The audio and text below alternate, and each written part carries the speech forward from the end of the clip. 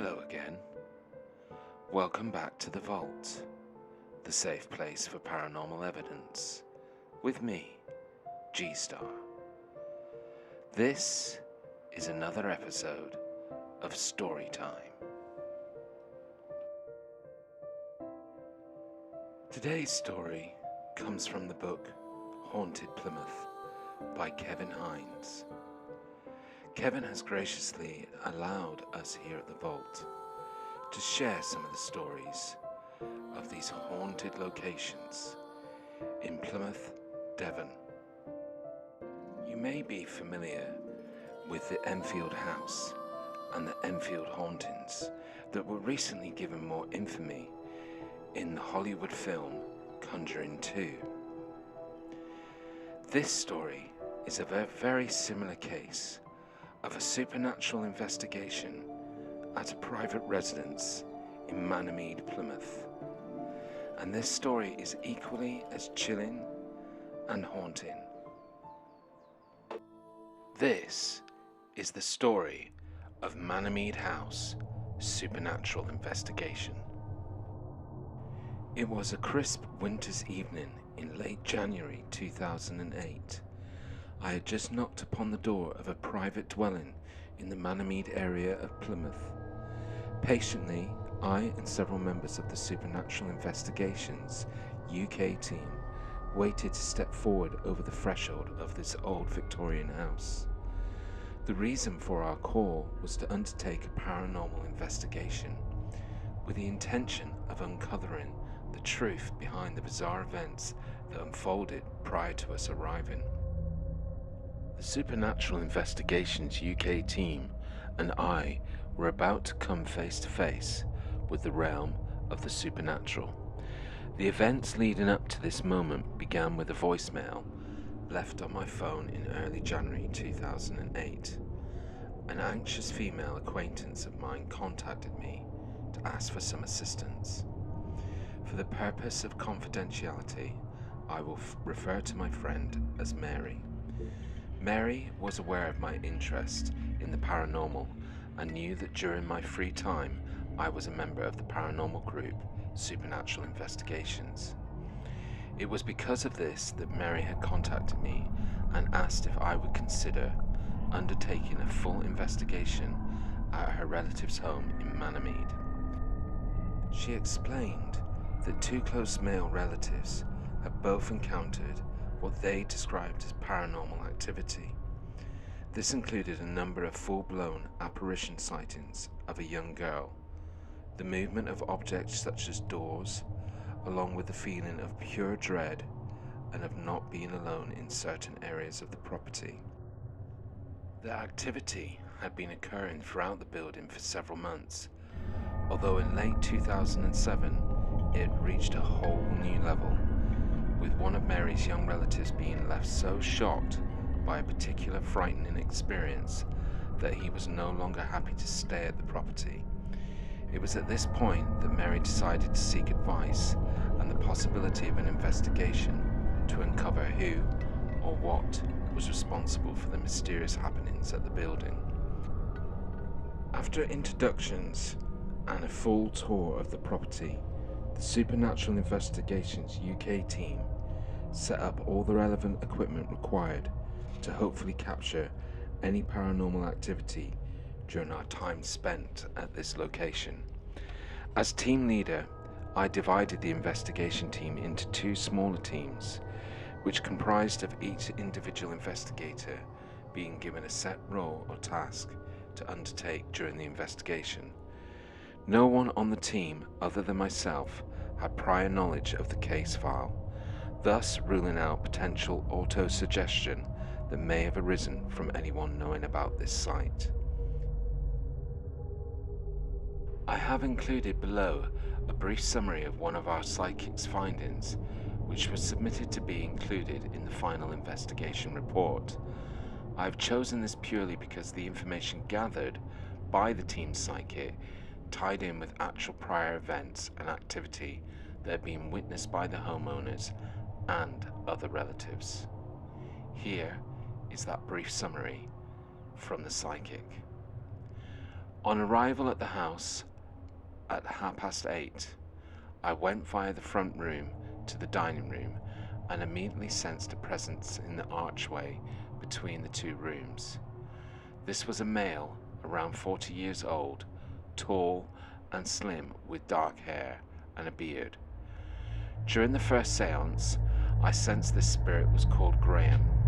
He felt connected in some way to the homeowner and may possibly have worn glasses. He had brown cords on. I was also aware of a male spirit in the doorway behind Stuart, an investigator, who appeared only as a black shadow. On the walk around, I felt most areas of the house were calm until I reached the second flight of stairs.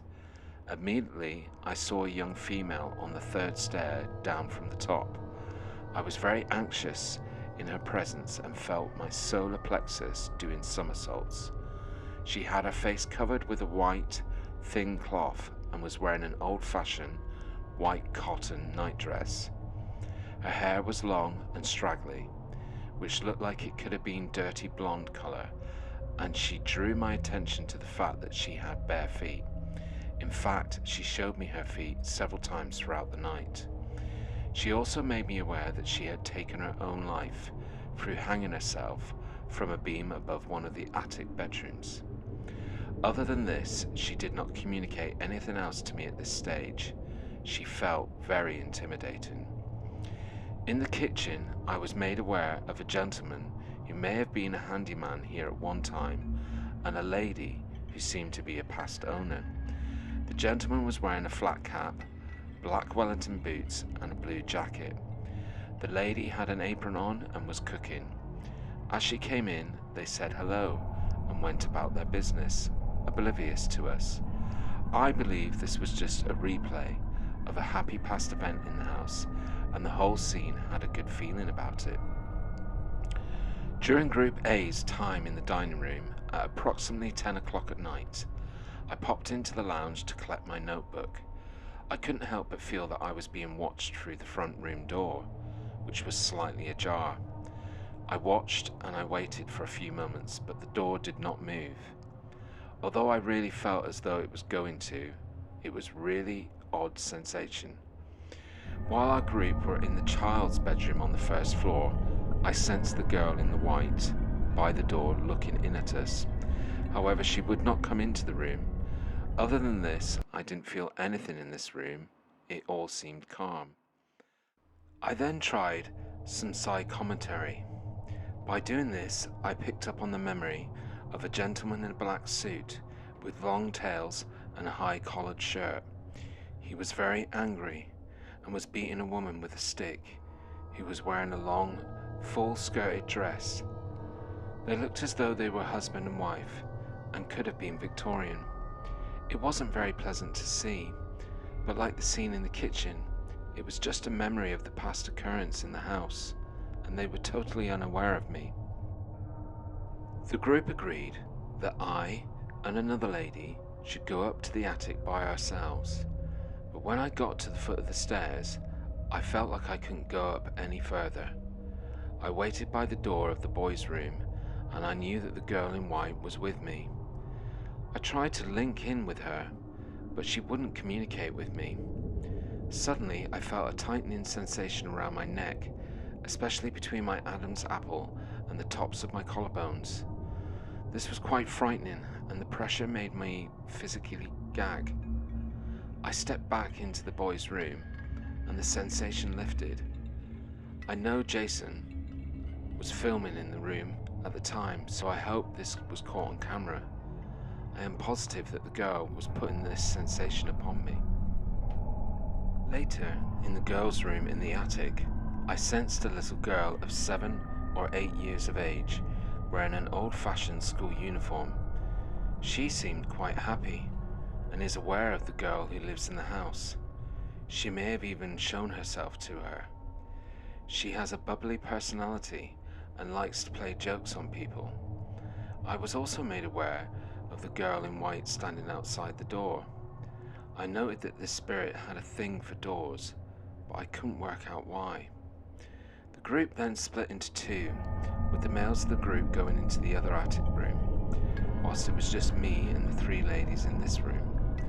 I began to feel a rocking sensation as the girl in white began connecting with me.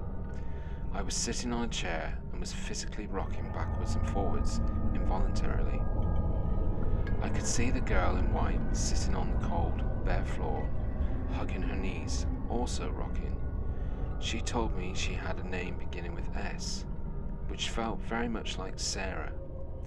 Then she showed me that she had been locked in and left to starve in one of the attic rooms. She was really angry and gave me the sense that she may have gone mad in here, or suffered with mental health problems because of it. She again showed me her feet, but this time they were dangling out of the bottom of her nightdress as though she'd been hung. After this vigil, I was stood on the first floor landing by the toilet, speaking with the same 3 ladies, when again Sarah came to me and showed me that the man that I had seen earlier in the boys' room had been the one who had beaten her, put her in the attic and starved her. She was really aggressive when showing me this and kept repeating the words, "the bastard." As a result of this, she took her own life and has not properly passed over. She lingers here looking for him and hates it when the doors are closed in the house. I believe she is responsible for pushing doors open and for locking the attic doors. She also appeared to the males in the house in order to frighten them. It was interesting to note that she would only communicate with me when there were no males around. I suggested that the teams split into male and female teams, as I was sure the males would get a reaction from her, which they did. For me, the rest of the evening was quiet, and I didn't encounter the girl again after this. I did feel the atmosphere lift after she had managed to tell me why she was here. I can confirm that the males on the investigation team did indeed encounter an array of unusual activity at this location, particularly in the attic rooms. This included loud taps and bangs, along with some very significant readings that were picked up using a selection of EVP, electronic voice phenomenon, equipment and temperature readings, not to mention a selection of interesting readings with the EMF, the electromagnetic field meters, in certain parts of the property. I can conclude by saying that since our investigation in January 2008, the activity at this location has ceased. Could this be a result of the restless spirits being acknowledged?